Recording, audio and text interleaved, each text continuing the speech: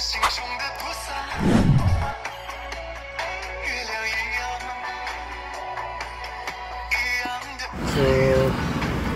now is error U3E.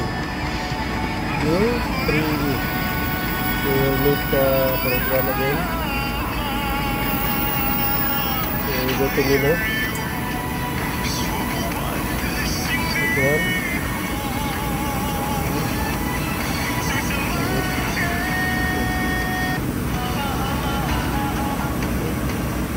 So if the error is now state 3, so the unit will start again. Start up again.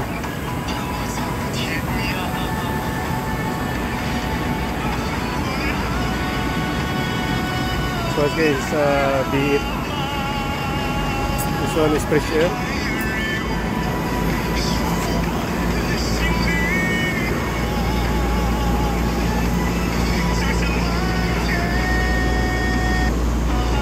This is the slave.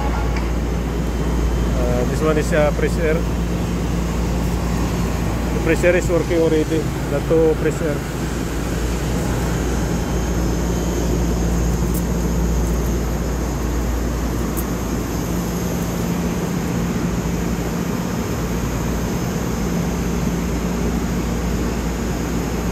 Now it's coming step 4. So we will wait until 5 or 7. If there is no error, we will start again the unit. U3 guys is always start up now.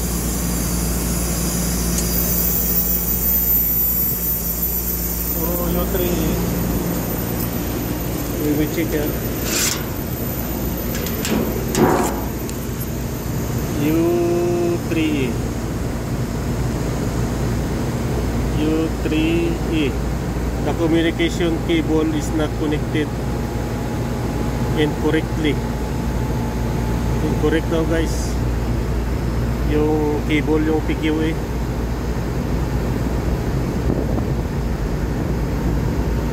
Yung cable na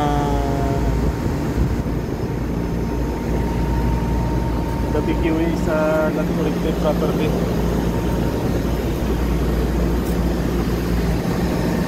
This one.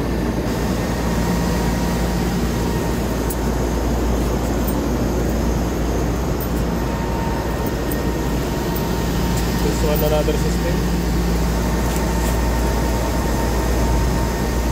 But PQA is a good place.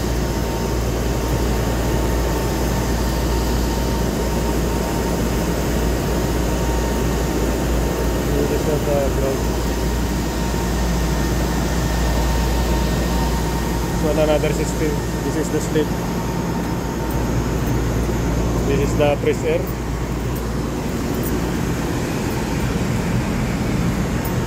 Now pressure is working. Dato pressure. This one and this one. This one is V6 guys. The other one is V8. This one is one system. This one also one system. Dato unit. Okay guys, we will wait until the program finish. If there is no error, we can run the unit and check the pre-unit.